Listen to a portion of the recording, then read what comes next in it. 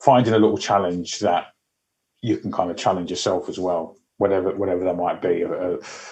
Someone I know did a 5K run a day challenge. Okay. 5K every single day is fairly challenging, and they weren't particular, and they weren't a runner necessarily, but they did that, and they did it for 100 days.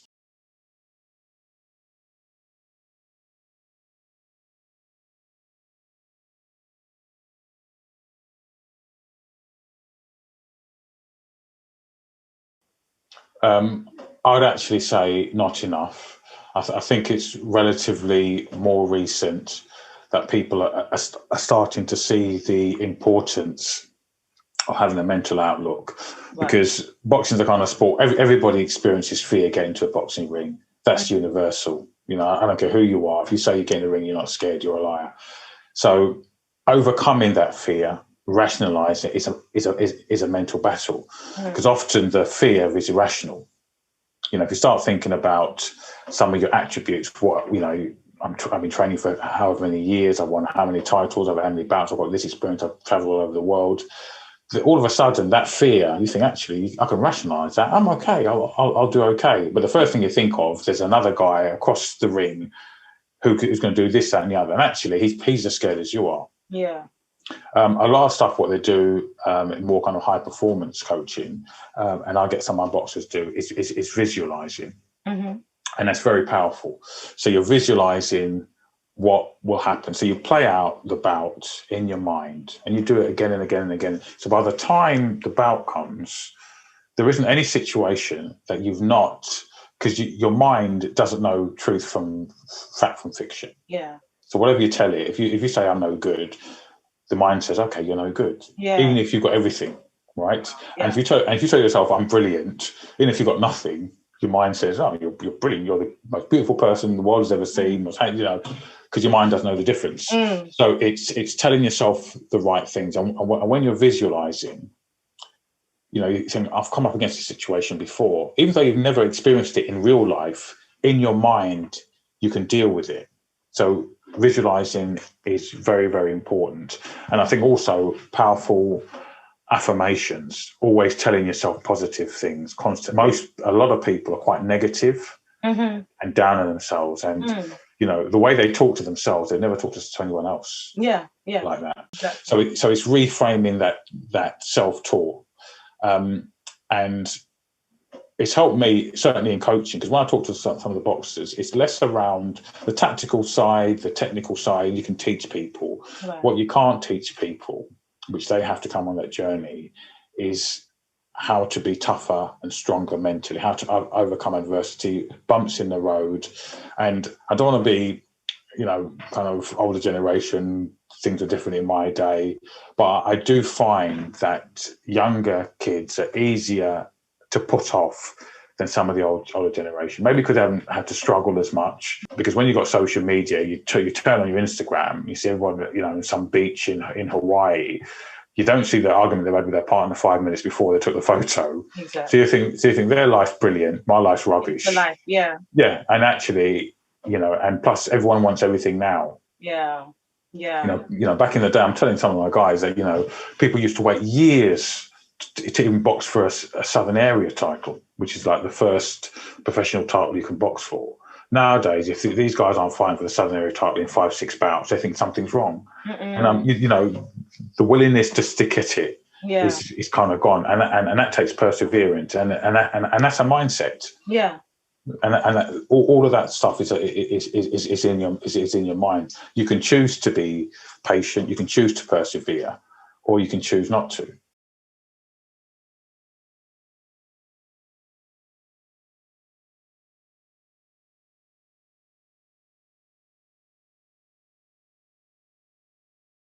Take fear, for example.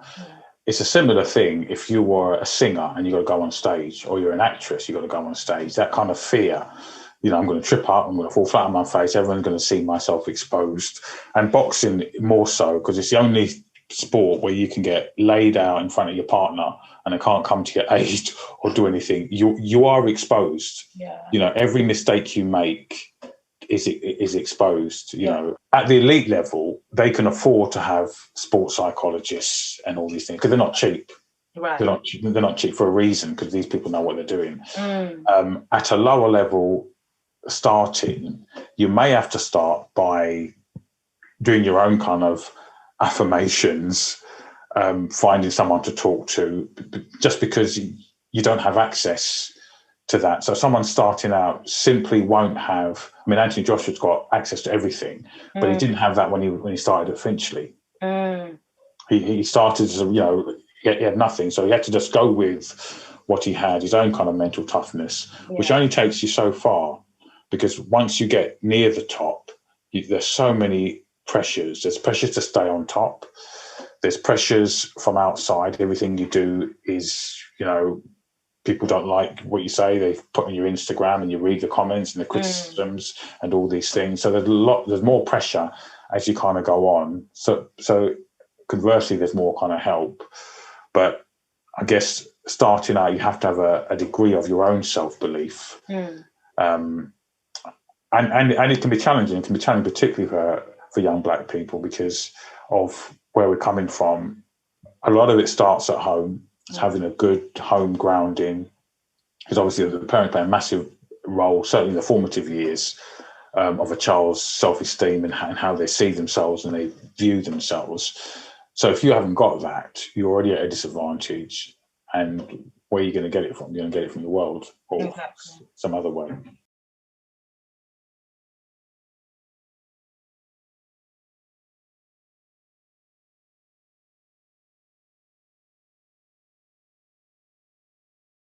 You have to be active to some degree.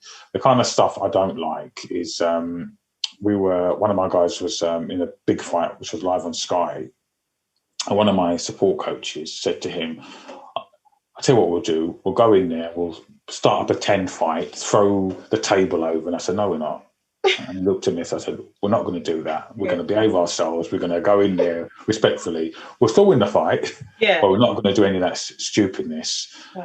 So I wouldn't tolerate anybody kind of bad. And I told him quite straight, don't have any kind of, not disrespecting people, but acting like an idiot on social media, because that stuff follows you. And even when you think you've deleted it, it's not deleted, it's still there. Someone's screen shared it or whatever. Exactly. So I do have a policy on social media, which they don't always like. And I don't like the kind of social media boxer.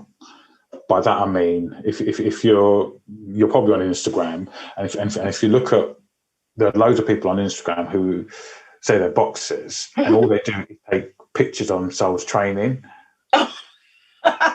And because I know some of them, I know there's no substance behind it. Right.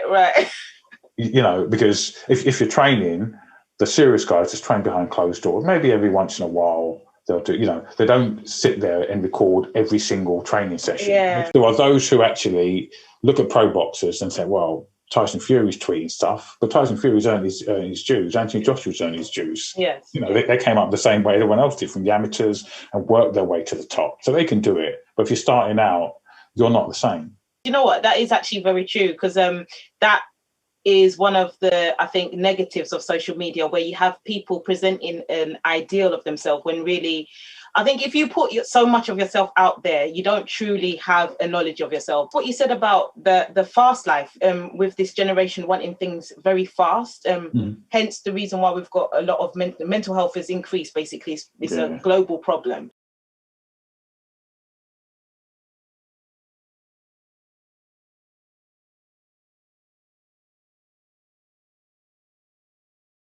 Back in the day, when you'd settle things with your fists, or you'd have a fight outside school, if the fact that that's not going on anymore is kind of indicative of why we've got more people turning to more extreme levels, I guess. Yeah, for sure. Because when I was at school, if you used a weapon, you were a coward. Yes. A friend of mine whose son died, stabbed with a sword. A sword? Who's walking around with a sword? We've got a sword for. Yeah. And I've been to a number of knife crime initiatives, and part of it is because we don't value ourselves. When I was growing up, if I saw another black person on the street, you were my best friend. Yeah. Just because I saw another black. Nowadays, they see each other. We're looking at. I've had a discussion with politicians just about this. Is that if they were serious about tackling this knife crime, gun crime culture, and the thing is, I'd go after the middle class people who are buying the drugs. Yes. Because the ones who are getting arrested are the foot soldiers. If the politicians and policymakers were serious about stopping this, and I think that would go a long way between helping communities, because if communities feel they're ignored, and this is any community, white or black, I've been up places like Swindon, and you can understand up there why white people who have been disengaged from society, feel that they're left behind, want to blame somebody. So Yes. I'll just blame the immigrants who come over here. Yes. Yeah. And actually, it's just, everyone's in the same boat. Yeah. So you could bring those communities up to a level and a standard that people won't need to do these things. But people think, well, I want to make money. I want to make money quickly. I want a pair of trainers, Nike Air Trainers, £100. I don't want to save my pocket money or do a paper round. I want to make quick, easy money to get these things. And the beauty about boxing is about imposing your will on another person. Because one of the things they teach you, certainly, the top elite level, is that you're only in control of what you do. Mm-hmm. Because you can be the best boxer the world has ever seen. You can prepare the best you can prepare. You eat, sleep, train 100%, and yet you can still lose because the other guy is better. You can't control what the other person does. Yeah. And that's why you've got to focus on yourself, because and that is the kind of mental attitude. You can only focus on what you're doing. Yes. Too often, people don't focus on what they're doing, and we see so many times people get upset. AJ probably took Ruiz lightly because you kind of think, oh, I don't have to train as hard for him because he's. Do you know what I mean? Yeah. Whereas if you were mentally strong in that area, you'd be saying, I'm going to train for him as if my life depended on it, as if in my last fight, because I know something can go wrong. But every so often we kind of take our eye off the prize and kind of think, you know what, I can get by with doing 60% effort. And you'll still be okay, but you don't know what the other guy's bringing. And if they bring their 100%, you've got your 60%. Then, yeah.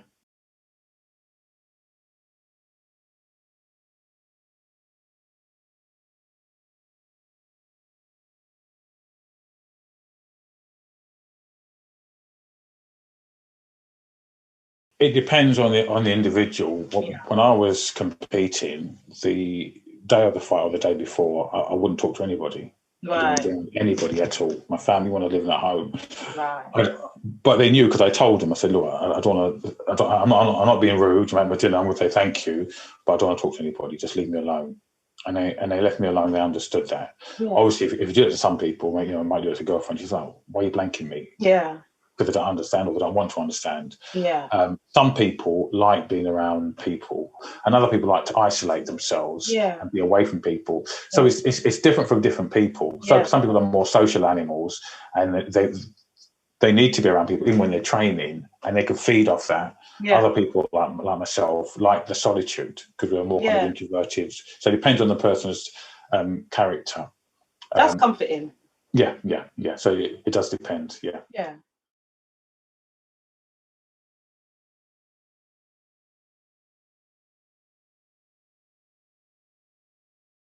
It's different for different people because for myself, when I was sharing that as a coach, after it, and he was saying, to be honest, it was the same as a boxer. I'd always get depressed the next day because the whole kind of build up and then you kind of come down, and I didn't realise that was normal. It's only when sports psychology starts saying this is normal, because you don't talk about it. Everyone's rah, it's a great win. You should be happy. People say, oh, what happened? One of my boxers won a big fight on TV. It was last December, actually. Not December, just gone December 2019. And someone said to me, you probably can't sleep because you're bouncing off the walls. And I was really, really down because the whole kind of come down from the whole event, and then you're suddenly back to normal life. Next day I go back to work. Yeah. It's and And what the psychologists kind of tell you and want to work with you is that expect that and embrace it, because then those periods can become shorter. If you don't expect it, you don't embrace it, it can last for weeks. You're miserable, and you think, and then you never appreciate the moment. So normally the day after, or for a couple of days, I'm always feeling a bit, after the big thing, kind of a bit of a come down. And you know, a lot of boxers and people who compete feel that same thing, where it's not that they're ungrateful because of the win. It's a massive win, but afterwards, after all the hype and the mental energy that you've expended, all the training and sacrifice, you actually come down a bit. And you can probably apply that with boxing as well, just understanding that you might have 20 wins, but there's going to be a loss at some point. Well, this is interesting, because at the moment, because of I think the last few years, a lot of people, and social media hasn't helped, where you've got a lot of amateurs who don't have much experience wanting to turn professional, because boxing isn't quite like, say, tennis or football, where in tennis, to be a professional tennis player, professional golfer, or professional football player, you have to be a certain level. Automatically, someone's got to spot you. In boxing, provided you can get a license, anybody can turn professional. You saw those two YouTubers who made millions at the O2 turn professional. Never had an amateur fight between them. Terrible. So the standard at lower level can be quite, not just poor, it can be lower than the amateurs, than the even decent amateur level. And I always say to people, make sure you have a decent amateur career for many reasons, one of which is that in amateur boxing, you win this week, you might lose next week. The top ones are really good, but they're all going to get beaten. Very few amateurs ever go for their entire amateur career having never lost. Right. You can probably name them who actually boxed for any length of time and not lost. And because of the resilience thing, you get used to winning and you get used to losing. Yeah. And then you lose one week, you're boxing again next week. You haven't got time to sulk around about the defeat, because you're boxing again for a few days. Whereas in a professional thing, everyone's got this mystical unbeaten record to protect, because most people who watch boxing don't know anything about boxing. So if you say you've got two unbeaten boxers, they think, they must be both brilliant because they're unbeaten. Whereas the truth is probably one's been protected, but he's boxed rubbish and he's got this unbeaten record. Yeah. But if you're used to losing, you're used to picking yourself up when things don't go well. And that's one of the things amateur boxing teaches you, is that, in a pro game, people have a few losses and they want to retire. In amateur boxing, they wouldn't do that. They'd stick at it and, keep going. So you can learn, even through the sport, resilience, failing, getting up. So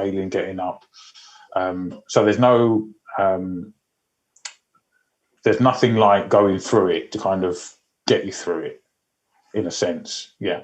And I think the younger generation need to kind of learn that, but you can only learn that on the job. Yeah. You can only learn that putting yourself in a situation where you're not brilliant, you're not the best, there's someone better than you, and you're going to lose, and you have to pick yourself up and keep trying until you're better.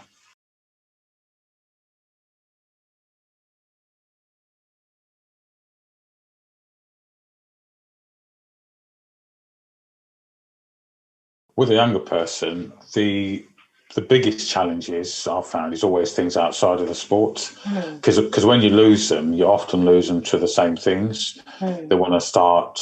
They feel like they've missed out, because when I was boxing, I missed out on a lot of social activities. Yeah. I missed out going to the pub with my friends, doing a lot of things, going raving and that.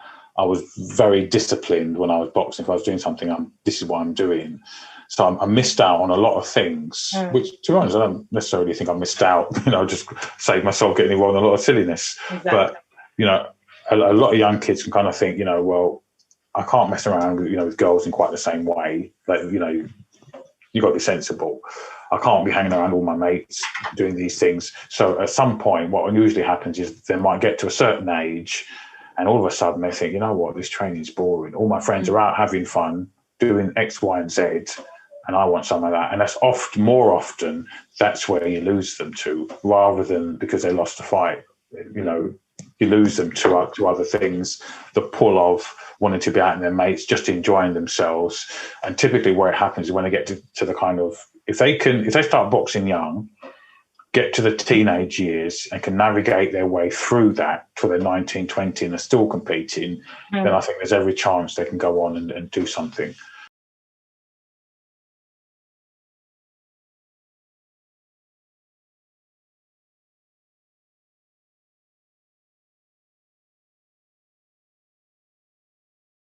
I think there is another one I've found out this week has just been appointed. Something Thomas has just been appointed to the board.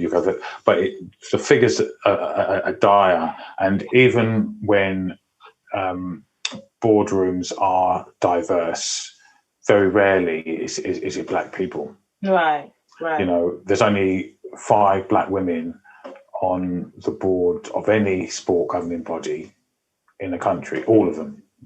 The top 14 are the ones which are publicly funded. There are other sporting governing bodies which don't receive public funding. So out of all of them, 445 board places, there's only 5 black women.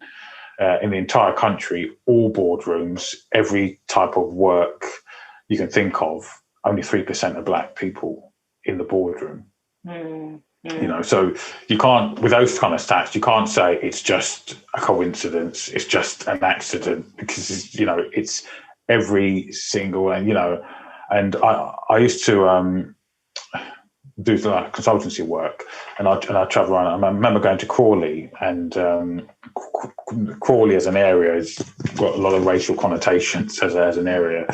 Who have been to Crawley, and I was kind of expecting the worst, and I had to go there one day a week, and I do not want to go to this place. And when I went there, the guy kind of sensed it, and he said, we've got, 5 black people in the thing. I thought, oh, that's great. 2 were in the kitchen, 1 was in the post room, 1 was, and literally none of them worked in the office. They were all really other entry level cleaners, that type of thing. And often even organisations where there's a lot of black people, you find they're in entry level positions. And one of the frustrating things for me, when I talk to company directors and stuff like that, they often say we have to have this magical quota or percentage. And it's almost as if they're saying, what's the minimum I can get away with? Yes, yeah. And I think maybe it's time for the conversation to be, establishing your own kind of organizations to address the disparities, because we spoke about the disparity in mental health and the fact that, black people are more likely to get misdiagnosed. There are more black people in psychiatric units, and with sport, wellness being a holistic thing, we need to address physical as well as mental, food. If you've got black people in the most deprived areas, obviously they've got access to less quality food. The fact that black people are not being as physically active as they should be. Just addressing that, I guess. Some of the stuff with the food is interesting, because it's different now, because often when I see kids coming from school, they're going to, cottage chicken and all this foolishness. Yeah. I'm thinking, why are you not at home having your dinner? Because we can eat out. Yeah. You left school, you go home and you eat at home. You don't eat anywhere else. And the only food there was Jamaican, Caribbean food. Right? Often there's this kind of rhetoric now that says, black food's all kind of stodgy, it's greasy, it's all like nonsense. It's got flavour, it's tasty, it's good food. And if you think back to kind of the origins of the food, it had to be good food. Yeah. If you're working in a plantation field 16 hours a day, you need food to keep you strong. All this stuff, and it all kind of sometimes can play into the kind of rhetoric that. You're not eating, your food's not as good, this isn't as good, and then people start believing it, and then you start thinking, well, what am I worth? I don't see anything, any decent role models, and even the food I eat and the things we do is kind of criminalized and kind of called into question. So there's a lot of work to be done, which won't be solved probably in my lifetime. But the good thing about this whole kind of Black Lives Matter, George Floyd thing, what it does is open the conversation. Yeah. Is it going to be different? I honestly can't tell you. It feels different because in order for there to be any change, the only way it's going to change, whether we like it or not, is when white people stand up and say racism is wrong. Yeah. But when you get white people also saying it's wrong, that's when changes, because at the moment they have, in most organisations, they're the ones who hold the power. I've had conversations with people about, I don't know if you know, but statistically, whenever companies have a black CEO, there's usually more racial problems than when there's a white person in charge. And part of it is because the organisation thinks, I've appointed a head who's black, I've done my job. I don't need another black person in the whole organisation because the CEO is black. Yeah. And then what happens to the poor black person who's the CEO? Everybody pins their hopes on him. Yeah. They think their job is to, racial equality, and actually it's not, because if you're CEO of an organisation, your job is to meet the objectives of whatever the company is. Exactly. And who's the company run by. Exactly. So, which is why you get the security guards in the shops.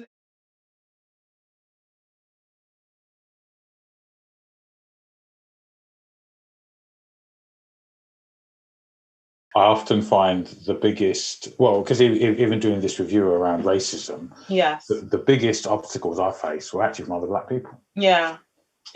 More so, for whatever reason it was, and you're right, it is a real challenge because you can't, in a way, you can't win. If you're going to a company where it's mainly white employees and you're trying to be your true authentic self, let's say you're too black, you start quoting these rappers that are going, what do you mean, you like this music? If you're a black person who speaks well, they'll say you're not black enough. What does not black enough mean? There's a stereotype that every single black guy must be a great dancer. When you think about it, it's nonsense. Or they all run fast. It's just nonsense. How can every single person of a given race run fast? And I think some of that is to do with a more kind of global stereotype, because white people are typically viewed as individuals. If a white person does something, that person did it. If he did a good job, he did it. If he did a bad job, that person's a bad individual. Masculinity was one of the biggest reasons for suicide among men. Role models for black men is crucial.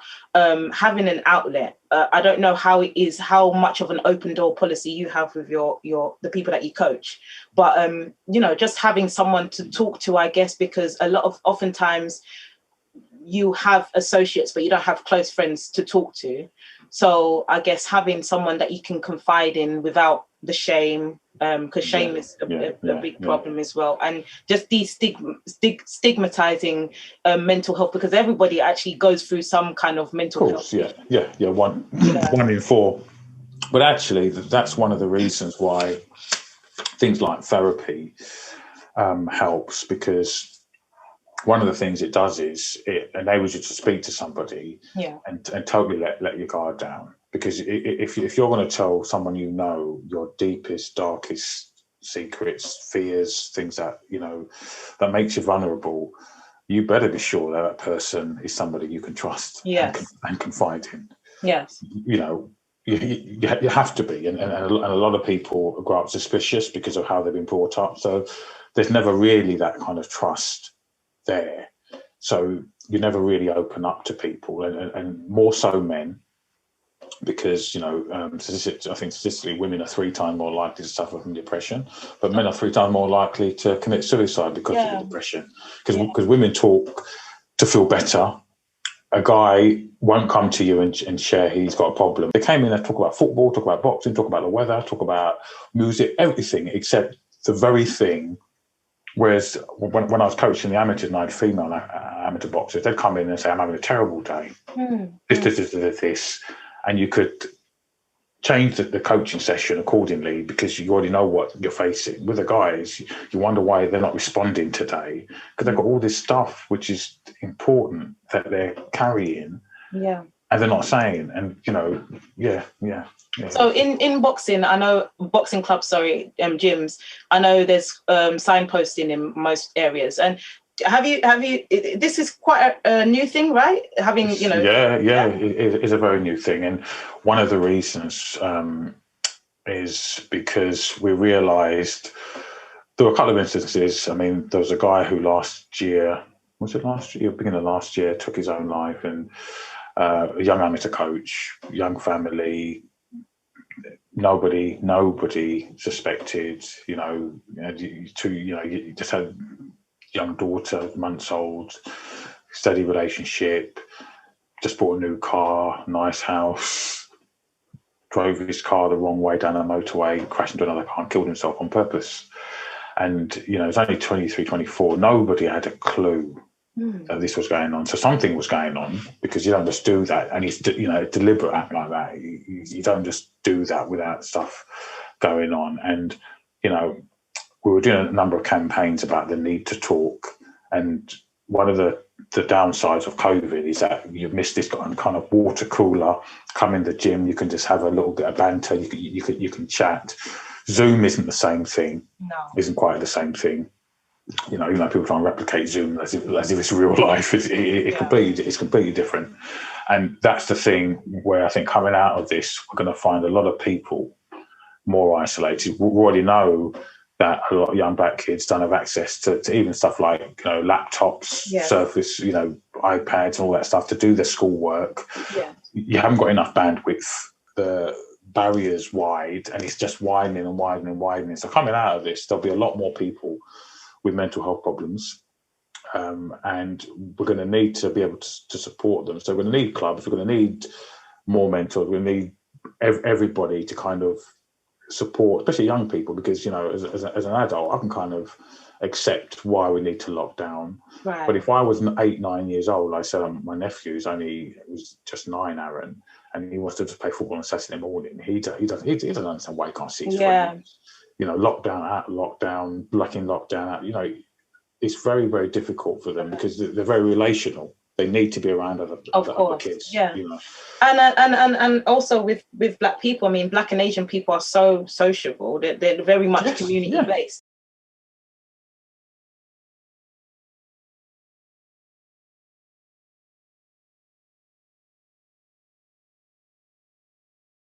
Sometimes it's probably just listening. It's probably listening the best thing. I mean, a true story. I was doing a mental health workshop early December, and one of the guys on the call said, "Can I speak to you at the end?" So at the end, we're talking, and he said, after my mental health workshop, because I was doing the counter racism one, but he was on the mental health one as well the week before, so we went on both. A friend of his rang him to say he was going to take his life.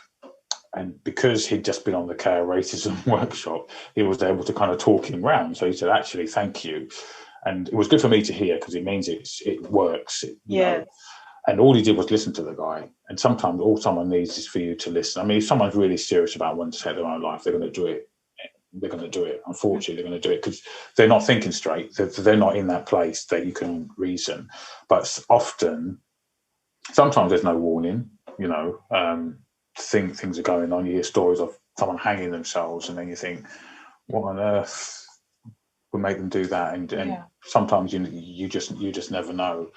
But and it sounds a bit trite to say it, but we've got this kind of slogan that it's okay to be okay. It's okay not to be okay, but actually it's nonsense, because people think you need to be okay. Yeah. So no one really kind of believes it, and it'll take a long time before people believe it. But often all you can do is just really try and listen if they want to talk. If they don't want to talk, you can keep asking till you're blue in the face. But opening up yourself sometimes can help. If you're, because everybody thinks they're going for the worst thing, they're the worst person, no one understands me. And if you kind of say, "This is what I'm going through," they may open up, but there's no kind of magic key or magic bullet, because if somebody is determined that there's nothing to live for, they've had enough, and you don't know, and they've not made it clear. If there's signs before, like they've tried to take their own life, and you can see that they're in a dark place, then you can just approach them. And if the worst comes to the worst, just call 999 and can get them help. They may hate you at that moment, but you might save their life.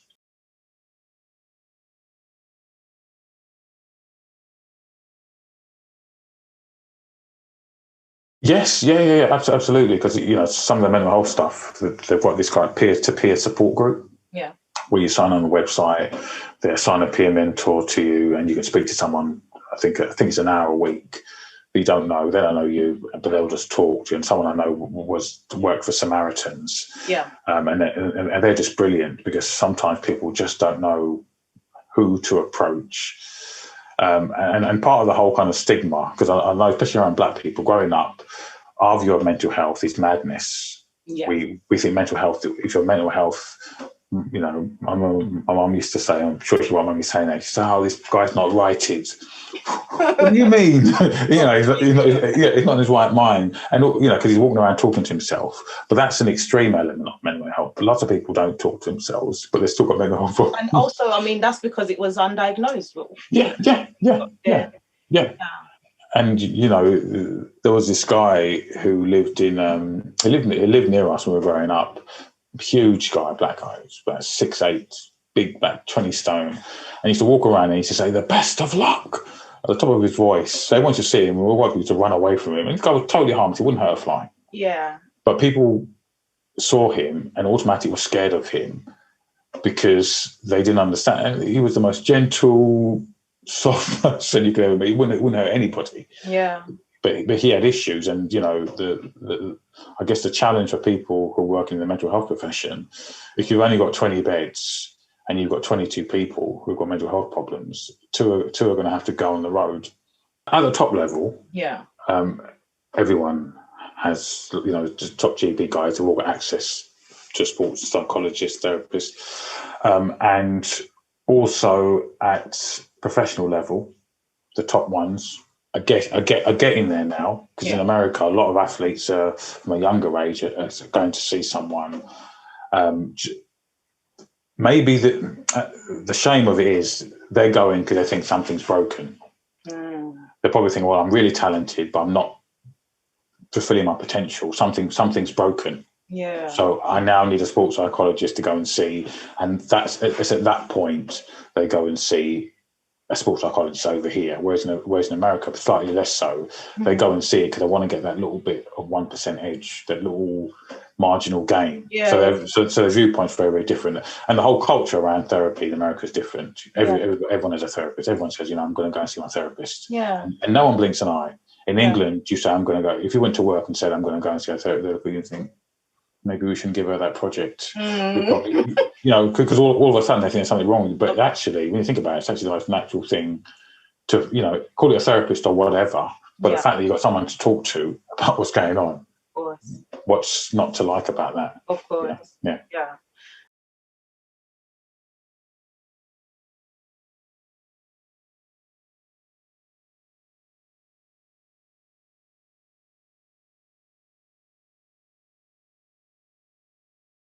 It's difficult because amateur clubs run on a shoestring budget, and you know, an amateur club sometimes two grand can keep the club running for a whole year.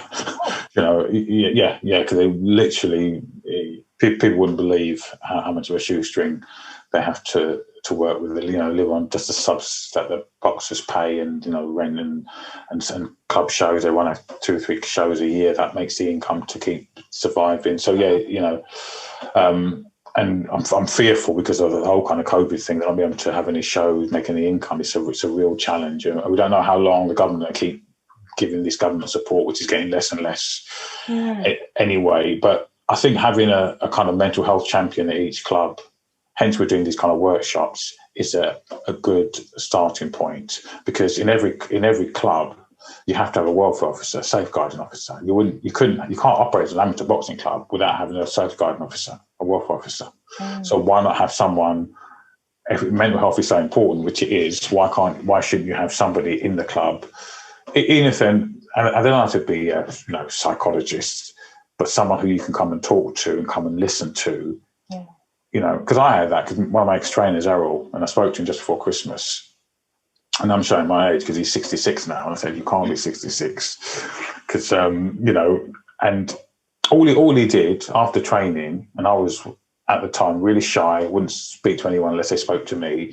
He'd take me around his house. His wife used to feed me before sending me back home.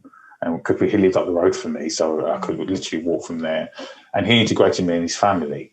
And that's the way he helped me. And I won't forget that, because he didn't have to, but that was an act of kindness. And we just talk about anything. We don't necessarily talk about what's happening in our lives, but I felt part of his family, and I felt like he cared, not just about me being a good boxer, which I'm sure he did, but that he cared about me as a person.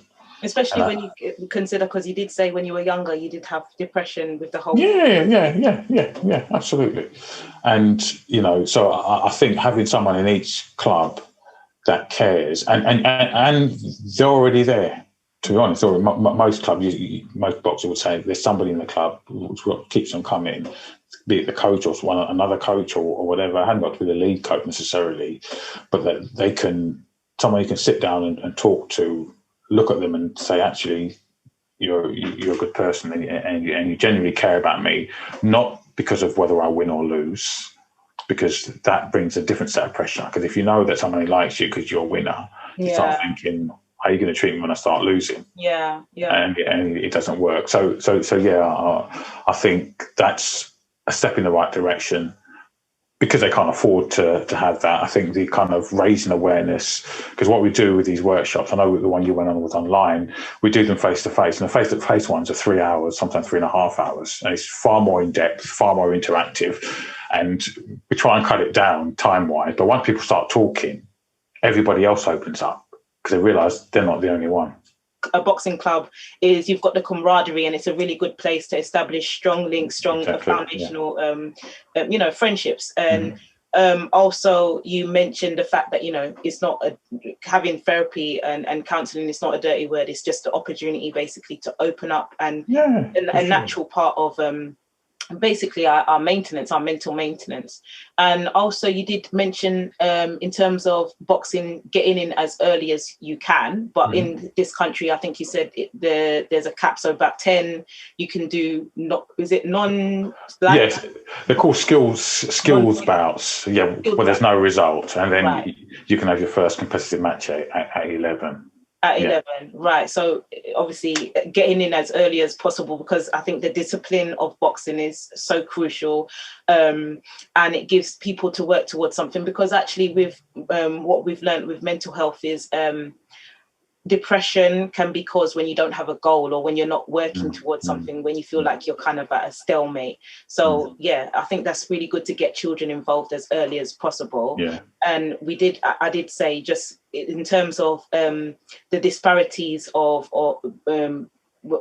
Black people getting diagnosed with mental health more, and the factor that we actually have less access to the fitness facilities, just in terms of organizations maybe doing more to facilitate because obviously there's a cultural thing as well, with Muslim women not being able to use So we need to factor in just making it as comfortable as possible for people to get into sport. And I mean, you just covered so much ground. The fact of identity, having a solid foundation, just trying to learn who you are first and foremost. I would strongly advise against social media, particularly at a younger age, just because you've got online bullying and a lot of negative factors. Obviously, the internet has got excuses, but I would say just having the conversations with family, having a strong foundation. And if you haven't got a strong foundation at home, talking to someone outside of home, talking to whether it's an elder or a mentor, and a boxing coach. Just having someone that you can confide in. And help me out, Bevis. We spoke about a lot. No, you're doing really well. You're doing really well, and reading from no notes. I'm fine. I mean, it's been really enlightening. And I guess kind of one of the, I say again, one of the kind of key takeaways has got to be finding those people who are going to be in your corner, for want of a better word, because they're crucial, because when you're feeling low, and you kind of think that picking up the phone and speaking to that person, knowing that person's got your back, is crucial and critical. And the clubs is like a family, and I think we've lost more so over here that whole kind of family dynamic. There's a saying that it takes a village to raise a child. you can lose that family dynamic over here, because over here people's attitude to family is very, very different. Yeah. Where people kind of think, no one can discipline my child except me. Really? Yeah. Go to jail. Yeah, exactly. Yeah, and all those kind of things, but actually doesn't help. Yeah. And social media, I think it has its uses, but actually it can be for young people when you're on it too often. Because I joined Instagram last year, and I'm thinking, it has its uses, but sometimes you look at the thing and you think all these people are doing is just posing, taking pictures. It's just nonsense. Yeah, posing in sportswear, and it's the same picture for the same people. Do you know what I mean? You're thinking there's nothing uplifting. Yeah. There's nothing uplifting, nothing educational, nothing that actually is of any use to your life, really. And then you've got youngsters looking at these kind of things and thinking, I want to be this famous person. I want to be, this is what's going to make me happy. This is what's going to satisfy me, because I'm, I've got an 8-pack, or I'm beautiful. Yeah. And actually none of that stuff matters. Exactly. If you don't know who you truly are, you can get pulled in so many directions. Yeah. Well, now you're on Insta, you're going to join TBKS. We're going to add you. Okay. And also, following up from that as well, just the fact that you did mention about, I've forgotten the point I was going to say now, having a strong unit and also resilience. That was what. Yeah, absolutely. Yeah. Accepting of the losses and actually embracing them. So putting yourself in situations where you're not always going to win, so you can learn from. Because there's someone said, and I don't know who coined it, so I'm not going to say it was me. Someone said, you're either winning or you're learning.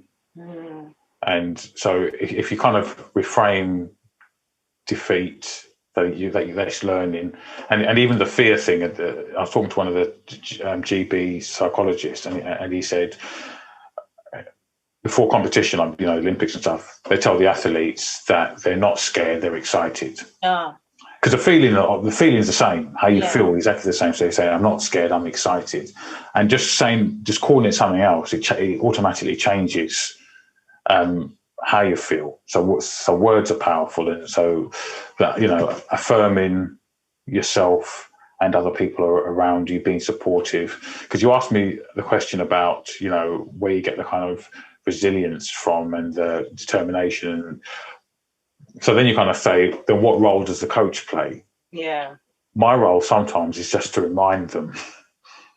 Right, occasionally I've had to give them a rollicking to make them believe what they've started to lose belief in, but often it's just reminding them of who they are and what they are, and that makes a massive difference. I love that. So the coaches, we need to support the coaches, we need to support the clubs, because it's an invaluable resource where our children can learn so much. And our young Black boys to have a safe place, I guess, where they get to engage in kind of rough play, but also, have the support of their peers. You're all striving for the same thing, to be the best version of yourself, really. Exactly. And you've got someone reminding them in the coach, reminding them of, who they are and what they want to achieve as well.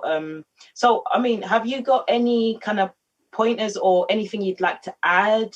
All I'd say is that as people, we can do whatever we put our mind to. If you're willing to put the work in, you really can achieve anything. But often, the biggest achievement I guess at the end of the day is just being able to look in the mirror and just be happy with what you see. Yeah. And I know it sounds a bit like kind of Hollywood movie thing, but I really believe it. It's, someone who's as a teenager, when you thought your best years were happening or ahead of you, that's what I'd tell myself if I could go back and actually. And people were telling me at the time, but I just didn't believe it. Yeah. Because you're in that place where you can't accept it. Yeah. It's that you've got to accept yourself, and if you accept yourself, then it's easy to accept other people. Yeah. At the same time. And you've got to work on yourself. You have to work on yourself, because if you don't work on yourself, 20, 30 years down the line, you'll be somewhere where you thought, how did I get here? So, yeah.